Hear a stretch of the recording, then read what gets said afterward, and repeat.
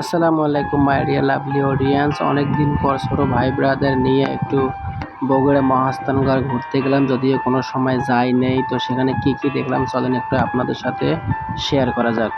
তো প্রথমে আমরা গেলাম হলো মহাস্থানগড়ের জাদুঘর। সেখানে কি আছে আদেও আমি জানি না, যদিও কোনো সময় যাওয়া হয় নাই। তো এটাই প্রথম। তো এই যে আমার ছোট ছোট ভাই ব্রাদার সবাইকে নিয়ে চলে গেলাম ওখানে। আবার ভিডিও করতে দেয় না, তাই ভিতরের কিছু দেখাতে পারলাম না, দুঃখ প্রকাশ করলাম আপনাদের কাছে। ওইটাই হলো জাদুঘর।